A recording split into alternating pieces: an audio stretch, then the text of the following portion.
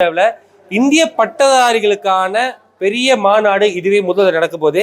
இதுல என்னத்தை பத்தி நம்ம பேச போறோம்னு பாத்தீங்கன்னா சோஷியல் எக்கனாமி அண்ட் பாலிடிக்ஸ் சிந்தனையில சமுதாய அக்கறை இருக்க வேண்டும் என்ற அதே பட்சத்துல லெட்ஸே உங்களுக்கு நான் பிடிபிடி ஃபுல் காசு எனக்கு இல்ல, நம்ம அது கண்டிப்பா இதை நம்ம ரெக்கனைஸ் பண்ணி இதை சார்ட் அவுட் பண்ணலாம். ஸ்கூல் பிள்ளைங்களை கை கொடுத்து கொண்டுட்டு வரலாம். ஸோ அந்த வகையில் அதுக்கு முக்கியமாக தேவைப்படுறது நெட்வொர்க். அதாவது நம்மளுக்குள்ளே ஒரு தளம் இருக்கணும். அந்த தளத்தை உருவாக்குறது தான் இந்த தலைவனோட one of the main program. 2023 பேசும்பொழுது அவங்க என்ன சொன்னாங்கன்னா 2030 60% of the skills that you acquire today, இன்னைக்கு படிக்கிற அந்த விஷயங்கள் 2030 பயன்படுத்தாமல் போயிடும், ஆப்சலீட்டாக ஆயிரும். தேர்ஃபோர் ஸ்டூடெண்ட்ஸ் டுடே படிக்கிற மாணவராக இருக்கட்டும், முக்கியமாக பல்கலைக்கழகத்தில் இருக்கிற மாணவர்கள் வணக்கம். வாழ்க தமிழ், வெல்க தமிழ், வளர்க தமிழ். நான் ஒரு தமிழ் உமாகாந்தன். வருகின்ற 26ஆம் தேதி 27ஆம் தேதி ஏப்ரல் 2025 காலை மணி 10 to 5 மணி வரை யூனிவர்சிட்டி மலாயால தலைவன் என்ற ஒரு மாநாடு நம்ம நடத்த போறோம். என்னன்னு பாத்தீங்கன்னா முதல் முறையாக மலேசியாவில் இந்திய பட்டதாரிகளுக்கான பெரிய மாநாடு இதுவே முதல்ல நடக்க போகுது. இதுல என்னத்தை பத்தி நம்ம பேச போறோம்னு பாத்தீங்கன்னா சோஷியல் எக்கனாமி அண்ட் பாலிடிக்ஸ். மக்களுக்கும் சரி மாணவர்களுக்கும் சரி அவங்க தெரிஞ்சிக்க வேண்டிய விஷயம் என்னன்னு பாத்தீங்கன்னா சமுதாயம், அரசியல் மற்றும் நிதி. இது நம்ம வாழ்க்கையே அதுக்குள்ள அடங்கிதான் இருக்கு. பட்டதாரிகளுக்கு இந்த மக்கள் என்ன செஞ்சாங்கன்னு ஒரு கேள்வி கேட்கிற அதே பட்சத்துல இந்த பட்டதாரிகள் மக்களுக்கு என்ன செஞ்சாங்கன்னு ஒரு கேள்வி வரும். இது எல்லாமே ஒன்னோடு ஒன்று பின்னி பழைந்த ஒரு சங்கிலி மாரி. ஆனா அவங்களுக்குள்ள அந்த ஒரு கேப் இருக்கு. ஏன்னா இவங்களை பத்தி யாரும் கண்டுக்கிறது இல்லை, யாரும் பேசுறது என்பதுதான் ஒரு வருத்தமான ஒரு உண்மை. ஸோ அந்த ஒரு கேப்பை நம்ம குறைக்கிறதுக்காகத்தான் பட்டதாரிகளுக்கான இந்த ஃபோரம் செய்யறோம். இந்த மாநாட்டுல எப்பயுமே நீ ஒரு ஆள் பேசுறாங்க ஸ்டேஜ்ல நாங்க கேள்வி கேட்போம் அப்படிலாம் அப்படி வாய் பார்ப்போம் அப்படிலாம் கிடையாது. பட்டதாரிகளும் பதிலுக்கு கேள்விகள் கேட்கலாம், அங்க கேட்கப்படும். இங்க யார் யார் வரணும்னு பாத்தீங்கன்னா அரசியல் பிரமுகர்கள் வராங்க, சமூக ஆர்வலர்களும் வராங்க, ஃபைனான்ஸ்ல இருக்கிற மாஸ்டர்ஸ் இருக்காங்க. சில பேர் பாத்தீங்கன்னா அவங்களுக்கு இந்த நிதித்துறையில நல்ல ஒரு அப்ரோச் இருக்கும், அனுபவம் இருக்கும். ஸோ அவங்களும் வராங்க.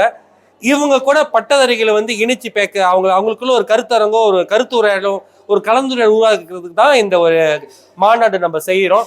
அது மட்டுமின்றி இந்த மாநாட்டின் மூலமாக இப்ப இந்த பட்டதாரிகள் நான் சொல்றது பார்த்துட்டு எல்லா பட்டதாரிகளும் சொல்றேன், இதுல கலந்துக்கிற எல்லாருக்கும் கண்டிப்பாக 3000 ரிங்கெட்ல இருந்து 5000 ரிங்கெட் உதவித்தொகை பெறுவதற்கான வாய்ப்புகள் உண்டு. எதுவும் பிளான் பண்ணியோ இல்லாம நம்ம சொல்ல போறது கிடையாது. இது ஒரு அறிவிப்பாய் வச்சுக்கோங்க. ஏன்னா நீங்க தனித்தனியா போயிட்டு அப்ரோச் பண்ணீங்கன்னா உங்களோட மதிப்பு வேற. ஆனா ஒரு மாநாடாக, ஒரு கூட்டமாக, ஒரு குழுவாக இருந்து ஒற்றுமையாக செயல்பட்டால் உங்களோட பலம் என்பது வேற. அதுதான் சும்மா 2 விஷயம். இதுல பொதுமக்கள் கலந்துக்கிறது கொஞ்சம் கஷ்டம் தான். அப்பான் ரிக்வெஸ்ட் நான் பாக்குறேன். ஆனா இப்ப நான் விடுக்க போற இந்த அழைப்பு யாருக்குன்னு பாத்தீங்கன்னா மலேசிய இந்திய பட்டதாரிகள். உங்களோட யூனிவர்சிட்டியில ஒரு தமிழ் மொழி கழகம் இல்ல இந்திய கல்ச்சர் அசோசியேஷன் இருந்துச்சுன்னா தயவு செய்து நீங்க எங்க தொடர்பு கொள்ளலாம். நாங்க உங்களுக்கான எல்லாத்தையும் ஏற்பாடு பண்ணி கொடுப்போம்.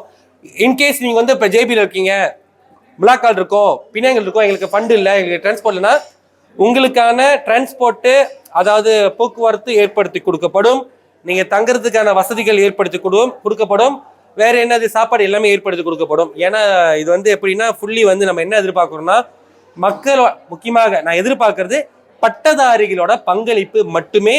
அது மேற்கொண்டு இந்த சிந்தனையில சமுதாய அக்கறை இருக்க வேண்டும் என்ற அதே பட்சத்துல லெட்ஸே உங்களுக்கு நான் பிடிபிடி ஃபுல் காசு எனக்கு இல்ல, நம்ம அது கண்டிப்பா இதை நம்ம ரெக்கனைஸ் பண்ணி இதை சார்ட் அவுட் பண்ணலாம்.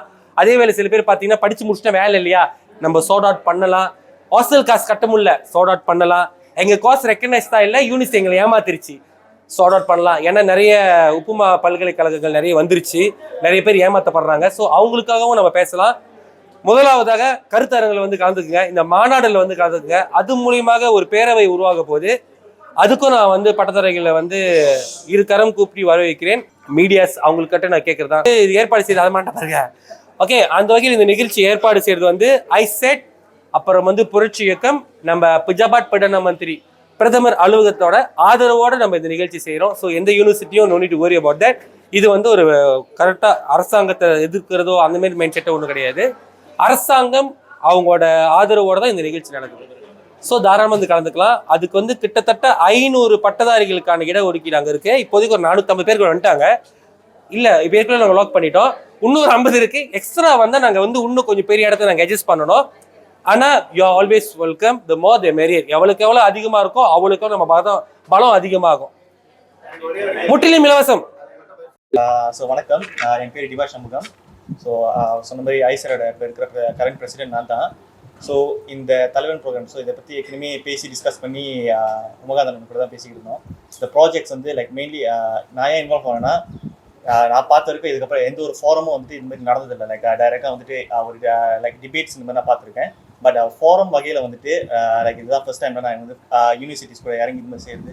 ஸோ இங்கே இருக்கிற ஸ்டூடெண்ட்ஸ், அவங்க ரெப்ரசன்டேட்டிவ்ஸ், அப்புறம் உமகாந்தன் அண்ணன், சித்தார்த் அண்ணன், இவங்க கூட சேர்ந்து வேலை செய்கிறது தான் ரொம்ப சந்தோஷம். And then I'm looking for new experience. So இது எனக்கு வந்துட்டு ஒரு நல்ல ஒரு எக்ஸ்போஜர் வந்து கொடுக்குது. அதுவும் இல்லாமல் இது மூலியமாக, இந்த ஃபோரம் மூலியமாக வந்துட்டு we are hoping to see more என்னென்ன லைக் ஐடியாஸ், புது ஐடியாஸ், இப்போ கரண்ட் ஜெனரேஷன்ஸ் புது ஐடியாஸ்லாம் வரும். ஸோ அங்கே வந்துட்டு எந்த மாதிரி ஐடியாஸ் அது வந்துட்டு சொல்ல முடியாது. இப்போ எல்லாரும் சேர்ந்து ஒரு பேசுகிறப்ப தான் ஒரு புது ஐடியாஸோ புது ஐடியாலஜியோ இதெல்லாம் வரும். ஸோ அந்த இடத்துல we are hoping something new to take over the current systemலாம். ஸோ என்ன வருதுன்னு பார்த்துட்டு தான், அங்கே இருக்கிற டிஸ்கஷனில் பார்த்துட்டு தான் நம்ம பேச முடியும். ஹோப்ஃபுல்லி ஒரு நல்ல ஒரு ஃப்ரூட்ஃபுல்லான டிஸ்கஷனை தான் வரும்னு நான் நம்புகிறேன். ஸோ என் பேர் சித்தார்த்தன். இப்போ வந்து நம்ம வந்து இந்தியன் நேஷனல் டேட்டாபேஸ் மைண்ட் சொல்லிட்டு ஒரு வரவுத்தளம், அதாவது டேட்டாபேஸ் சிஸ்டம் ஒன்று உருவாக்கிட்டு இருக்கோம். அதே வகையில் இந்த ப்ரோக்ராம் தலைவன் என்ற ப்ரோக்ராம் நீங்கள் பார்த்தீங்கன்னா நம்ம உருவாக்குற காரணமே வந்து நம்ம இந்திய சமுதாயத்தில் ஒரு ஒரு ஒரு கேப் இருக்குது. அதாவது என்ன கேப்னா, நிறைய பட்டதாரிகள் படித்து முடித்த பிறகு அவங்களோட சமுதாய சேவை வந்து கொஞ்சம் முந்திரியோட குறைந்திருக்கு சொல்லிட்டு நாங்கள் இப்போ சில விஷயத்தில் வந்து நம்ம பார்க்குறோம். ஸோ அந்த வகையில் ஏன்னா அந்த மாரி குறையிறப்ப என்ன நடக்குதுன்னா, நமக்குள்ளேயே வந்து ஒரு பெரிய ஒரு கேப் வருது. அதாவது எக்கனாமிக்கல் கேப் வருது, அதுக்கப்புறம் வாழ்வியல் சோஷியல்னு சொல்லிட்டு ஒரு கேப் வருது. மீண்டும் எப்படி இந்த இளைஞர்கள் பட்டதாரிகள் வந்து மீண்டும் சமுதாயத்துக்கு சேவை செய்வது, எப்படி அவங்களை வந்து அங்கே வந்து ஒன்றிணைக்க வைக்கிறது தான் இந்த முக்கிய நோக்கமாக இதை நாங்கள் கருதுகிறோம். அப்படி பார்த்தீங்கன்னா இந்த சிஎஸ்ஆர் சொல்லுவாங்க, கோர்பரேட் சோஷியல் ரெஸ்பான்சிபிலிட்டி. இப்போ இந்திய பட்டதாரிகள் படித்து முடிஞ்சு அட்லீஸ்ட் 1%, 1.5% அவங்களுக்கு இந்த கோர்பரேட் சோஷியல் ரெஸ்பான்சிபிலிட்டி இருந்துச்சுன்னா அவங்க மீண்டும் வருங்கால சந்ததி, அதாவது செகண்டரி ஸ்கூல் பிள்ளைங்களை வந்து கை கொண்டுட்டு வரலாம். ஸோ அந்த வகையில் வந்து அதுக்கு முக்கியமாக வந்து தேவைப்படுறது வந்து நெட்வொர்க். அதாவது நம்மளுக்குள்ளே ஒரு தளம் இருக்கணும்.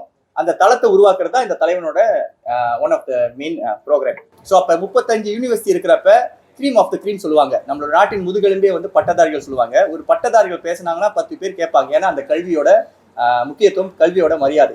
ஸோ அந்த வகையில் பார்க்க போனால் இந்த பட்டதாரிகள் வந்து அடுத்து வர ஜெனரேஷன் வந்து எக்கனாமிக்கல் வாய்ஸில், வாழ்வியல் சோஷியலில் வந்து அவங்க கொண்டு வந்தாங்கன்னா நம்ம சமுதாயம் ஒரு இன்னும் கொஞ்சம் 10 வருஷத்துல 20 வருஷத்துல வந்து ஒரு சுயநலமான ஒரு சொந்த காலில் நிற்கிற ஒரு சமுதாயமாக மாறும். நிறைய கல்வி மற்றும் பொருளாதாரத்தில் மேம்படும் சொல்லிட்டு எங்களோட ஒரு சிறிய நம்பிக்கை. அதன் முதல் அடித்தளமாக இந்த மஜ்லிஸ் உருவாக்குறோம். ஏன்னா என்னதான் நம்ம வந்து இதுமாரி சொல்லியிருந்தாலும் நமக்குள்ள அந்த ஒற்றுமையை வளர்க்குற ஒரு அடித்தளம், ஒரு பிளாட்ஃபார்ம் நம்மளுக்கு கிடையாது. ஸோ அப்போ இது உருவாக்குறப்ப அவங்களுக்குள்ளேயே வந்து நிறைய நெட்வொர்க் உருவாக்கலாம், நிறைய ப்ரோக்ராம்ஸ் உருவாக்கலாம். இதெல்லாம் வந்து யூபிஎம்ல வந்து ப்ராஜெக்ட் கம்புங்க அண்ணா அங்காட்லாம் இருந்துச்சு. அதாவது ஒரு தோட்டத்துக்கு போயிட்டு அந்த பட்டதாரிகள் ஒவ்வொரு குடும்பத்தையும் வந்து தத்தெடுப்பாங்க. ஸோ அப்போ தத்தெடுக்கிற பிள்ளைங்க தான் நானும் ஒருவர். ஸோ இதுமாதிரி நிறைய பிள்ளைங்க தத்தெடுக்கிறப்ப அந்த பிள்ளைங்க வந்து பட்டதாரி ஆகிறதுக்கு வந்து வசதியாக இருந்துச்சு. ஏன்னா அவங்களுக்கு ஒரு கைடன்ஸ் இருந்துச்சு, ஒரு எக்ஸ்போஜர்ஸ் இருந்துச்சு. ஸோ அந்த வகையில் இது வந்து ஒரு முக்கிய தளமாக அமையும் என்று நாங்கள் நம்புகிறோம். ரெண்டாவது நீங்கள் பார்த்தீங்கன்னா பிரைம் மினிஸ்டரும் இப்போ எல்லா யூனிவர்சிட்டியும் வந்து நிறைய ஃபோரம் செய்கிறார். எல்லா யூனிவர்சிட்டிக்கும் போயிட்டு அவர் வந்து ஃபோரம் கலந்துரையாடல் செய்கிறார். அந்த பட்டதாரிகளோட இம்பார்ட்டன்ஸ் வந்து பார்க்குறாரு. ஆனால் நமக்குள்ள இருக்கிற இந்திய தலைவர்கள் வந்து அதை இன்னும் நான் சரியாக பார்வையிடலன்னு நான் நினைக்கிறேன். அந்த வகையில் இந்திய பட்டதாரிகளும் நம்ம இதுமாரி உருவாக்குறோன்னா ஒரு ஃபோரம் மாரி ஒவ்வொரு யூனிவர்சிட்டி, இதுக்கப்புறம் நிறைய யூனிவர்சிட்டிக்கு நம்ம போவோம். அங்கே ஒவ்வொரு ஃபோரம் செய்கிறப்ப அங்கே இருக்கிற பிரச்சனைகள் என்ன, அதாவது அவங்க நிறைய பேர் வந்து இப்போ பித்தி பத்தலன்னு சொல்கிறாங்க, நிறைய பேர் வந்து கடன் உதவி பத்தலன்னு சொல்கிறாங்க. அங்குக்குள்ள இருக்கிற நிறைய பேர் வந்து சரியான நேரத்தில் வந்து அவங்களோட கிராஜுவேஷன்ஸ் முடிக்க முடியல. அதுக்கப்புறம் அவங்களுக்குள்ள இருக்கிற சோஷியல் ப்ராப்ளம்ஸு, ஹோம் சிக்கு, இதுமாரி விஷயங்களை நம்ம களை எடுத்தோம்னா அவங்க வந்து நாளடைவில் வந்து ஃபர்ஸ்ட் கிளாஸ் டிகிரியில் வெளியாகிறதுக்கு கூட வாய்ப்புகள் பிரகாசமாக இருக்குது. ஸோ நம்ம வெறும் பட்டதாரிகள் உருவாக்காமல் நல்ல ஒரு திறமையான அதாவது ஒரு தலைவனை உருவாக்குறது தான் இது முக்கிய நோக்கம். நன்றி. ஸ்ரீமுருகன் சென்டர். முதல்ல வந்து வாழ்த்துக்கள் சொல்லணும் பிரதர் உமாகாந்தனுக்கு. ஒரு நல்ல ஒரு திட்டத்தை ஆரம்பிச்சிருக்காங்க, தலைவன் என்ற திட்டம், தலைவன் தலைவி திட்டம். தலைவனோட ப்ரோக்ராம் பேர். அவர் என்னை சந்தித்து பேசும்பொழுதுங்க எனக்கு அவர் 2 விஷயம் பிடிச்சிருந்துச்சு. முதல்ல வந்து அவரோட புரட்சி, அந்த தன்னம்பிக்கையோட சமுதாயத்துக்கு ஒரு மாற்றத்தை கொண்டு வரணும்னு ஒரு புரட்சியில் இறக்கியிருக்காங்க. அது பிடிச்சிருந்துச்சு. அந்த புரட்சியில் ஒரு ரொம்ப தைரியசாலி.